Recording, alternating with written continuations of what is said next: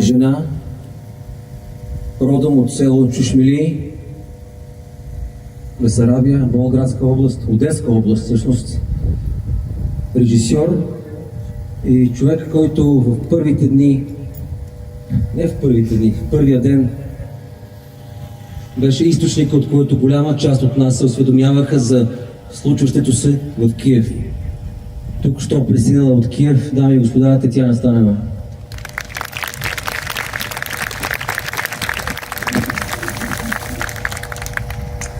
Пристигнах, майка България, за едно парче вдъхновение.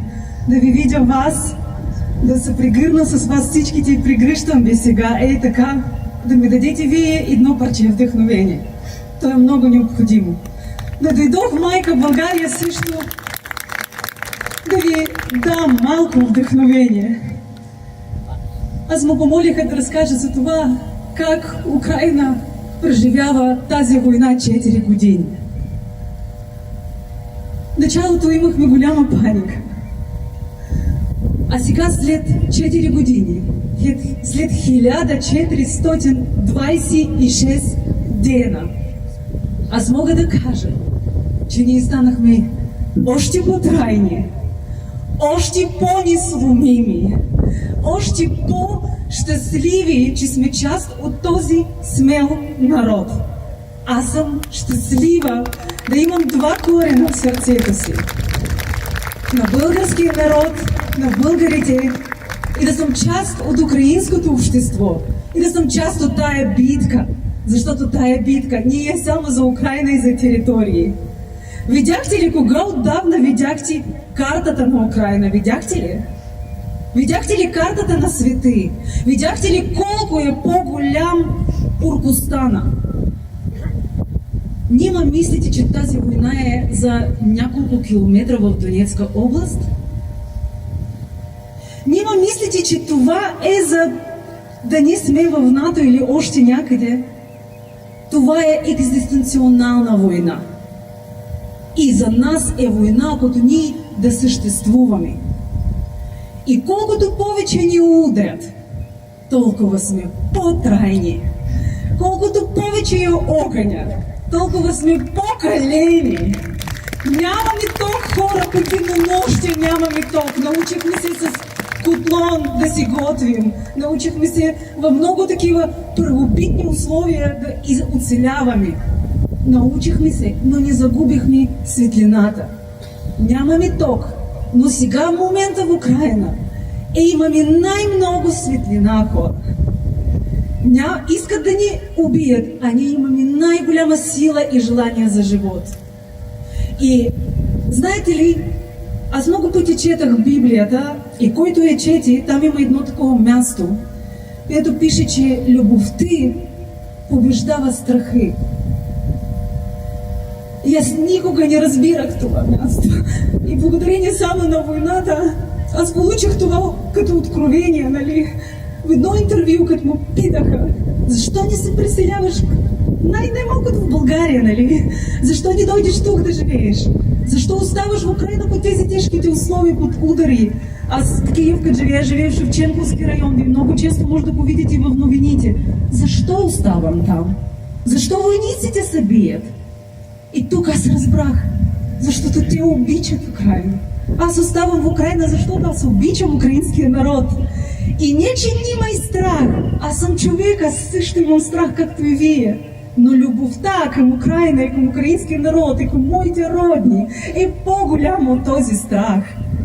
И ако говорим за победата на Украина, това не е победа, която там някак си представяме по учебниците на историята.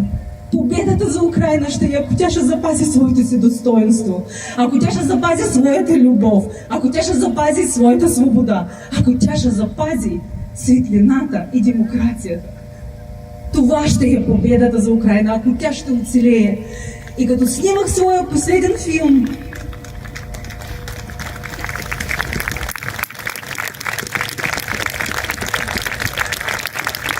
благодаря. Моят последен филм «Тя» за жените на военните, на който много искрено и с цялото си сърце ви каня утре в кино Одеон в 6 часа да дойдете. Залата е ограничена, но аз мисля, ще намерим място за всички. Тоест не е толкова голяма. Тя разказва точно за и това 4 годишно очакване на края на войната, преживяване, оцеляване и за любовта, която кани войниците да бъдат на фронта, която кани съпругите да остават верни и да ги чакат, да им помагат. И знаете ли какво един от войника ми каза? 2 пъти във филма ще чуете това изречение. Най-голямата не е сега. Най-важната задача във войната да оцелеем на един ден повече от нашия враг. И това ще е победата. Вчера пристигнах в майка България. Първото, което посрещнах, знаете ли какво беше? В таксито. Естествено, карам от автогарата. Естествено, най-първия въпрос на таксито. Нали, откъде идвате? Аз вече не знам какво мисля, че за следващия път ще се престоря на няма. Просто да не говоря с тези хора. И той казва, аз казвам от Украина. А той казва, така ли, какво става там? И аз още не знам как да напипам ситуацията, нали, този човек наш ли е човек, не е ли наш. И казвам, ама какво да става? Удрете, ето по Болград удариха, тък му преди да изляза. И какво, кой удари, казва? Украинските войска или руските? Аз казвам, а на вас не е разбрано това, не е очевидно. Добре, аз ще ви попитам. Какъв смисъл и логика има Украина да бие по самата себе си? Тя няма какво да прави ли смисъл? Аз знам ли, аз казвам, добре, ще ви попитам, кой е агресор? Аз не знам, ти кажи, кой е прав? Хора, това ми показва само едно, че българското общество и майка България има нужда от повече истина, има нужда от повече говорене и истината има шанс да победи само ако няма да мълчи. Държавата побеждава в различни общества и Русия е много добре в това. Само когато истината мълчи. Аз правя всичко от себе си, възможно и невъзможно, с филми, с участие. Дори започнах YouTube канал, на който много ви моля да се подпишете, нали, да го препоръчате на своя хора познати.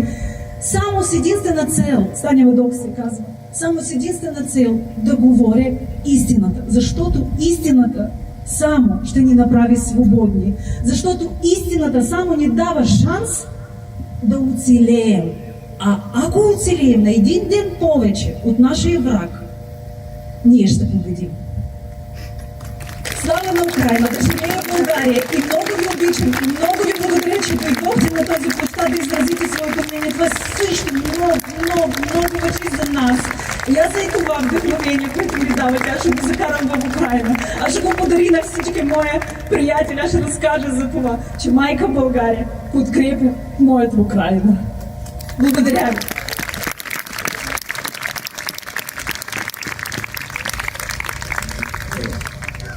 Дами и господа, бих искал да поканя при нас бившият министър на отбраната, много близък човек на Украина, направил много, продължава да действа.